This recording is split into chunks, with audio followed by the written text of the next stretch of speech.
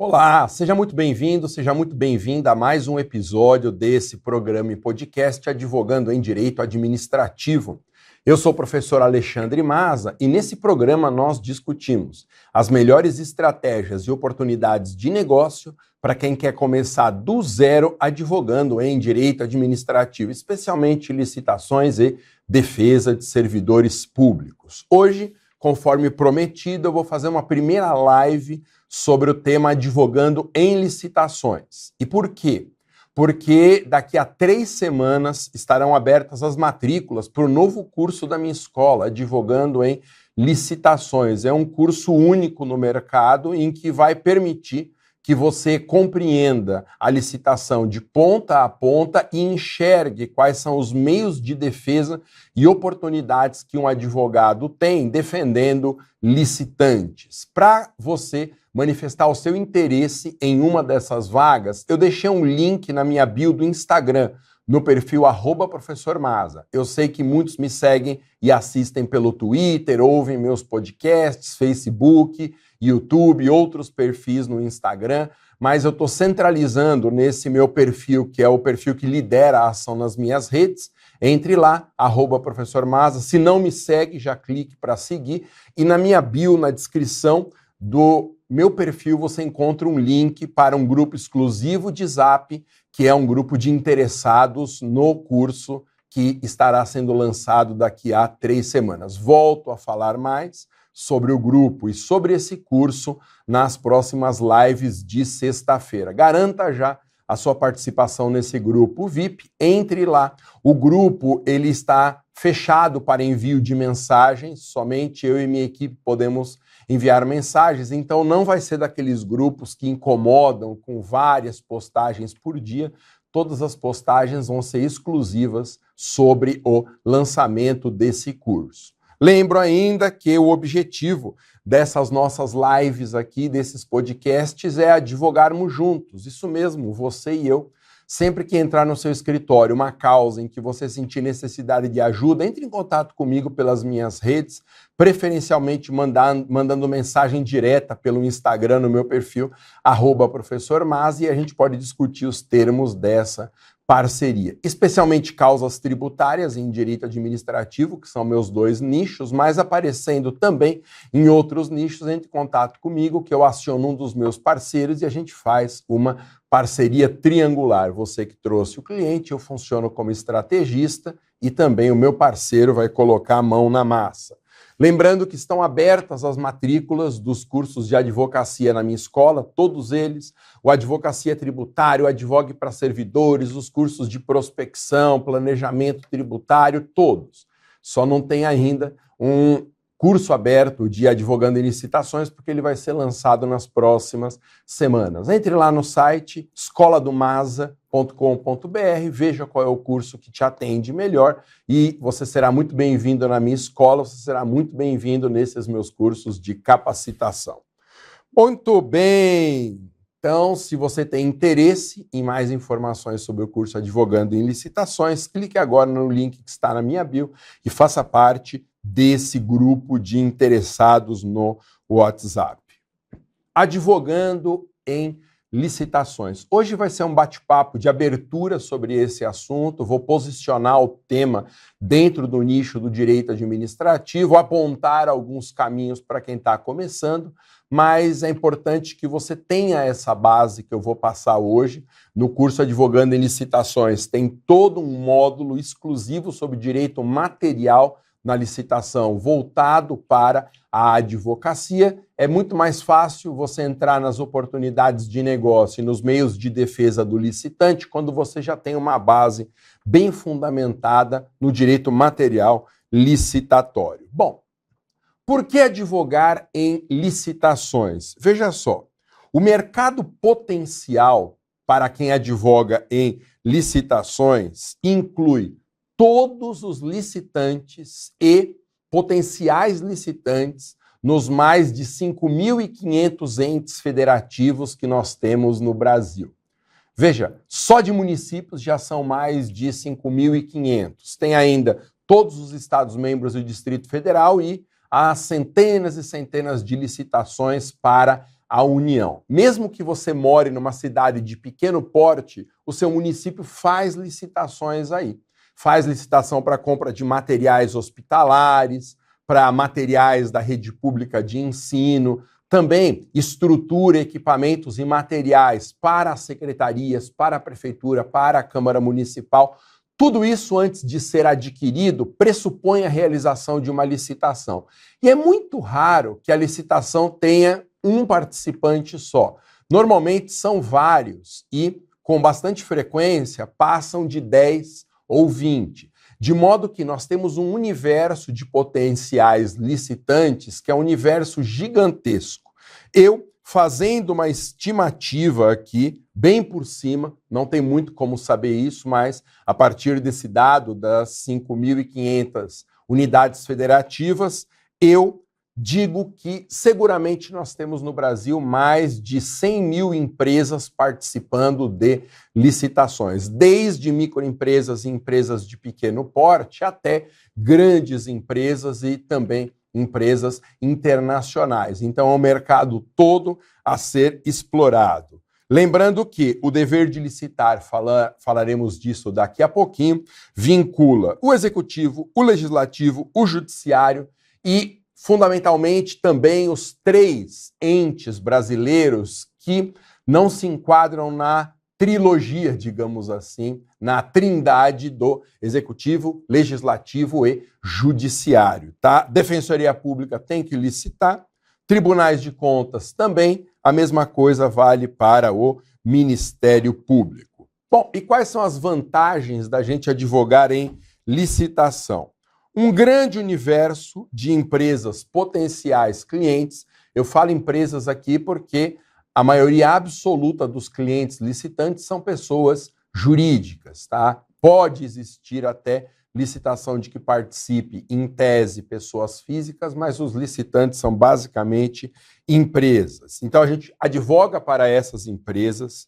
Importante, a gente advoga para empresas que participam da licitação e são concorrentes de uma outra empresa. Então, nós temos aí as empresas que lideram a licitação, aquelas que já foram contratadas e todas as potenciais adversárias, digamos assim, oponentes a quem vai liderando a licitação. E também nós advogamos em licitação para os servidores públicos que atuam no certame e que com muita frequência sofrem a propositura de ações judiciais contra si, ações de improbidade, processos administrativos disciplinares. Então, tudo isso eu considero como pertencente ao subnicho da licitação e dos contratos administrativos, o que vai incluir também, no universo de potenciais clientes, os políticos e ordenadores de receita, quando houver algum tipo de irregularidade acusada no certame. Uma segunda boa razão para a gente advogar em matéria de licitações é uma ausência absoluta de especialistas. Se o nicho do direito administrativo já é muito carente de advogados especializados, imagine o subnicho da licitação, de modo que faltam especialistas. Não é que eles não existam. Nas capitais sempre haverá especialistas, nas cidades de grande porte também, mas nas pequenas regiões do nosso país faltam advogados que saibam atender em matéria de licitação. E aí o que acontece? As empresas acabam procurando advogados da capital ou de municípios de maior porte. Então, há todo um trabalho que precisa ser feito para que você seja considerado uma referência em matéria de licitações na região e seja contratado em vez de o cliente ficar sempre contratando advogados da capital. Outro detalhe importante, após a celebração de uma licitação, a realização, de uma licitação, haverá a celebração de um contrato administrativo. A razão de existir da licitação fundamentalmente é essa. É uma disputa em que você seleciona o melhor colocado, aquele que foi classificado em primeiro lugar, analisa a documentação desse daí e, se tudo der certo, a licitação for homologada e adjudicada, esse vencedor celebrará um contrato administrativo. E esses contratos, com muita frequência, eles chegam à casa, tá, dos milhões de reais. Imagina mesmo uma pequena obra aí na sua região, uma obra pública, o valor envolvido numa contratação como essa. Sem falar em cidades de médio e grande porte, na coleta de lixo, nos serviços que são contratados pelo poder público, infinitos também materiais que têm que ser adquiridos por meio de licitação. Então, com bastante frequência, nós temos contratos milionários, o que favorece a cobrança de honorários mais significativos. Deixa eu te passar agora um panorama geral, ainda que breve, a respeito das licitações no Brasil. Nas próximas semanas, nessas lives aqui, eu vou aprofundar em alguns temas específicos, mas como a minha capacitação, tanto no curso como aqui nas lives, ela pressupõe que não haja conhecimento nenhum, nós vamos começar da estaca zero. Não é que quem não tenha experiência em licitação não possa, quem já tenha, né, experiência em licitação, não possa participar dessa capacitação. Também serve como uma atualização para quem já atua nesse subnicho. Mas eu sempre vou começar do zero, permitindo que o curso seja feito por alguém que advogue, mas não tenha experiência no subnicho da licitação. Primeiro, o que é uma licitação? Masa, você falou que você ia começar da estaca zero, vamos entender então o que é uma licitação. A licitação, em uma palavra, é uma disputa. É uma competição que o Estado estabelece entre empresas interessadas em celebrar determinado contrato, cujo objetivo do certame é a escolha entre os licitantes que se apresentam interessados na celebração do contrato, aquele que tem a melhor proposta à luz dos critérios do edital. Então, sempre que você pensar numa licitação, lembre disso. É uma competição, é uma disputa. Mas há um detalhe importante nessa competição. A competição se dá somente entre as empresas que se interessarem em participar da disputa. Por que que é importante bater nessa tecla? Porque muitas vezes é celebrado um contrato administrativo com o vencedor da licitação, e aí as pessoas começam a criticar os termos desse contrato. Ah, essa empresa não tem capacidade econômica para assumir a celebração do contrato, ela não tem uma quantidade mínima de funcionários para que a prestação esteja garantida, o preço dela está acima da média do mercado. Então, a gente não pode apenas comparar o valor pago a um licitante vencedor do certame com valores praticados no mercado. Porque a licitação é uma disputa que é reduzida àquelas empresas que se interessarem. Então, não é que o Estado tem que escolher qualquer empresa no mercado que seja uma referência. Ele tem que escolher entre quem aparecer ali. Muitas vezes não é o competidor ideal, não é a empresa perfeita para fornecimento daquele objeto da licitação, mas é quem se interessou. Eu não posso obrigar uma empresa a participar de uma licitação e não posso contratar como regra quem não venceu um certame. E o interessante é que a licitação tem fama de ser um tema muito árido.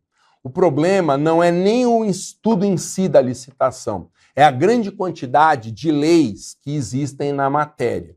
Mas alguém tem que advogar em matéria de licitações. E qualquer pessoa, qualquer profissional que advoga em matéria de licitação começou sem experiência. Então é legal você ter também essa frente de atendimento no seu escritório para defender empresas que participam da disputa ou, eventualmente, que são concorrentes do vencedor. O assunto não é o mais fácil do direito administrativo, mas, como o assunto tem um grau de dificuldade acima da média, maior é a valorização de quem se apresenta como especialista na matéria.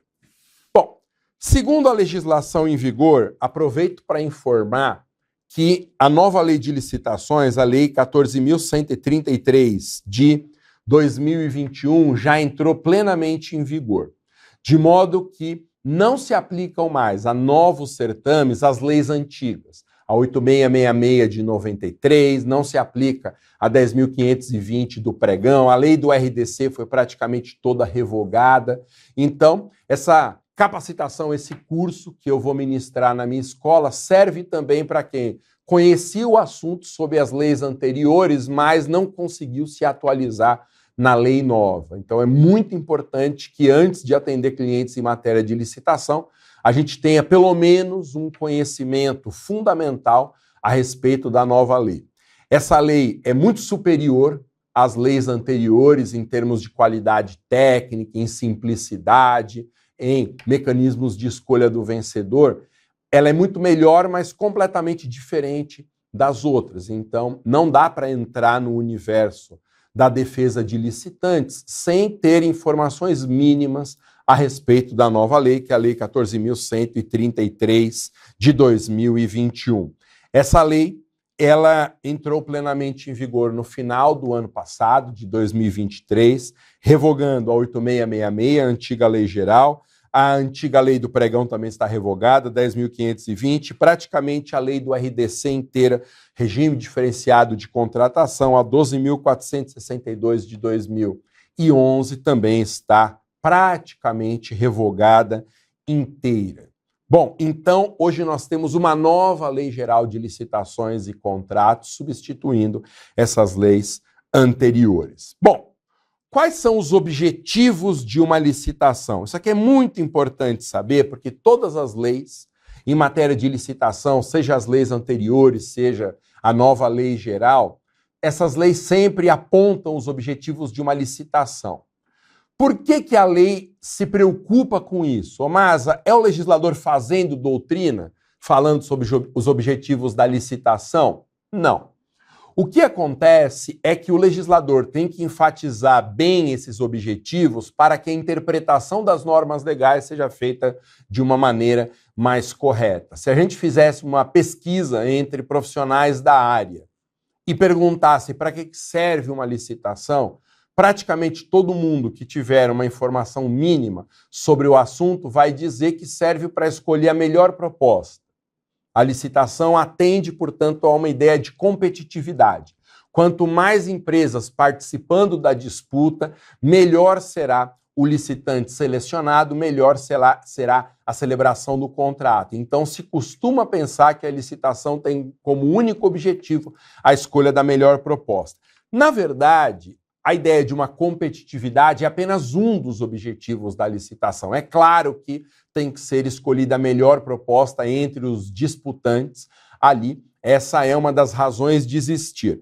Mas, além da competitividade, é indispensável também que sejam atingidos mais 3 objetivos. Então, competitividade, isonomia, é um outro objetivo da licitação, que é o fornecimento de iguais condições a todos que queiram disputar a celebração de um contrato administrativo. Então, a isonomia é um segundo pilar do certame licitatório, tão importante quanto a competitividade. E aí vem o terceiro objetivo, desenvolvimento nacional sustentável, o que já existia na Lei 8666 como um terceiro objetivo licitatório, e que vem apenas a reforçar na lei nova essa preocupação com a ideia de preservação ambiental. Então, além disso, incentivar a inovação da indústria nacional. Então, aqui, um desenvolvimento nacional sustentável é uma balança em que eu tenho que proteger o meio ambiente e, ao mesmo tempo, incentivar a inovação empresarial. Então, esse é um equilíbrio nem sempre muito simples de ser atendido. Em geral, o prato da balança pesa para um dos dois lados, ou a preservação do meio ambiente, ou o desenvolvimento econômico do país, mas é preciso que haja um equilíbrio. E uma quarta finalidade da licitação, que é uma novidade da 14.133, evitar contratações com sobrepreço, ou seja, fazer com que a administração, na medida do possível, não pague pelo objeto acima daquela média de mercado, acima do que ele custa se for contratado por particulares. Essa é uma ideia que tem que ser analisada com cuidado. Como eu disse, é preciso avaliar o universo dos licitantes para saber se o preço vai ou não se equiparar à média de mercado. É preciso também ver como que esse objeto vai ser entregue. Não basta eu comparar uma dúzia de laranja no mercado em frente da minha casa, pegar esse preço e fazer um cotejo, uma comparação com o preço da dúzia de laranja que a prefeitura está pagando ao licitante vencedor. Porque precisa ver como que isso vai ser entregue. Se eu for no mercado comprar uma dúzia de laranjas, eu passo pelo caixa e eu sou encarregado de transportar essa laranja para minha casa e dar a destinação que eu achar melhor. Agora, no caso do poder público, muitas vezes não. Muitas vezes o poder público precisa, por exemplo, dessa dúzia de laranjas, mas com uma unidade de laranja entregue em cada uma das redes estaduais ou municipais de ensino. Portanto, o objeto compreende o fornecimento da fruta mais a entrega em muitos e muitos pontos do poder público. Perceba que aí, obviamente, o Estado vai ter que pagar mais pela laranja, porque é o objeto laranja mais distribuição aos pontos do poder público que necessitam daquele objeto. Então, muito cuidado com o cotejo puro e simples dos preços de mercado e que a administração vem pagando. E também, dentro de evitar contratações com preço inadequado, evitar também as contratações manifestamente inexequíveis, ou seja, que prometem a entrega do objeto por um preço que é impossível ele custar, de tão baixo. Isso tem um nome na licitação, é o chamado mergulho. É um nome, vamos dizer, mais popular, mais de bastidores do que propriamente um nome utilizado na legislação e na doutrina, mas essa ideia de o certame estar tão competitivo que o licitante, para ganhar aquela disputa, vai oferecendo lances cada vez menores num leilão ao contrário, digamos assim, que eu vou ensinar no curso como funciona, até que chega uma proposta que é inexequível. Uma proposta que não dá para ser cumprida.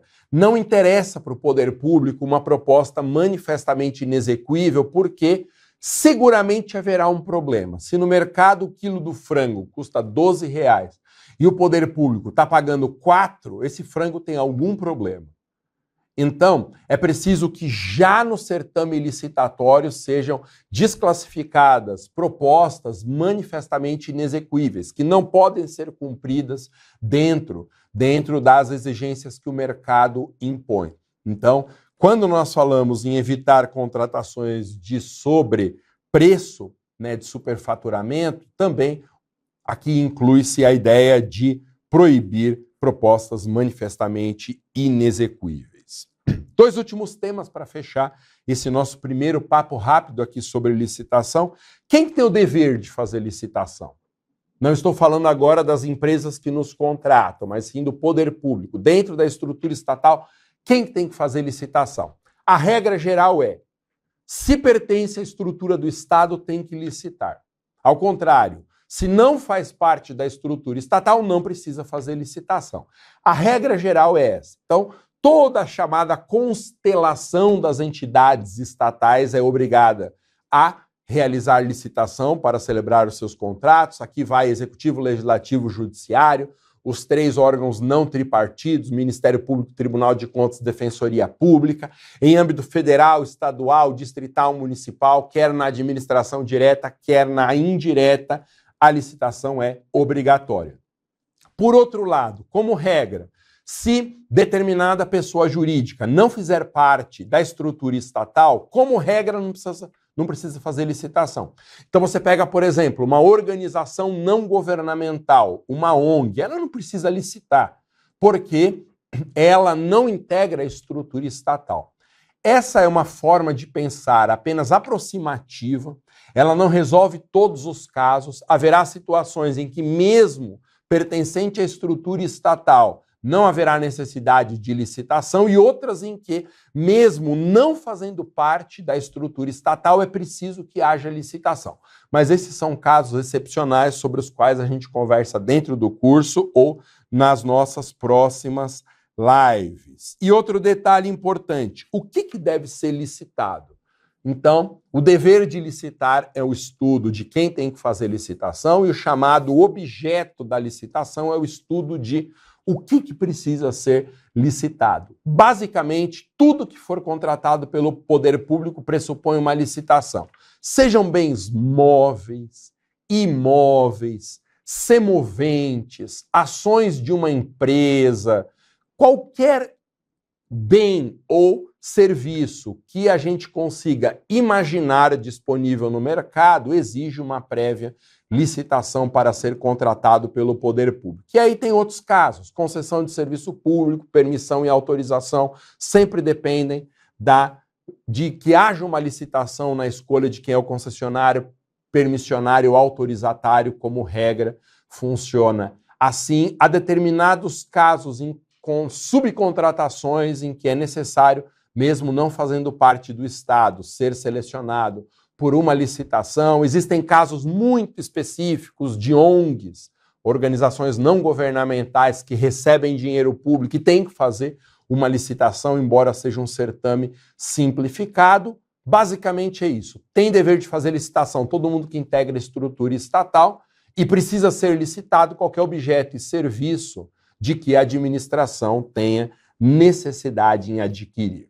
Bom, esse é um primeiro papo que nós tivemos sobre a advocacia em matéria de licitações. Estou planejando fazer nas próximas 2 semanas mais 2 lives às sextas-feiras, falando também de advocacia em matéria de licitação, o que já é uma degustação do curso Advogando em Licitações, cujas matrículas estarão abertas, se tudo der certo, dentro de 3 semanas.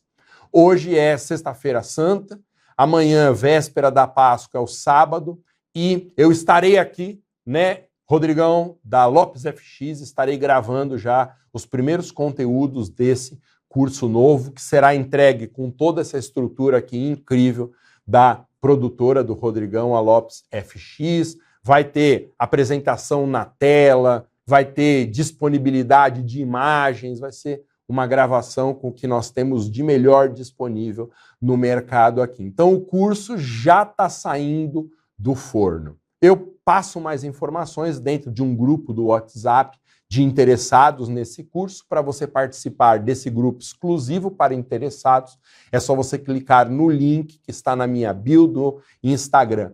Eu estou tendo uma ideia aqui, ao vivo, de colocar também na descrição de todas as minhas lives, colocar esse link.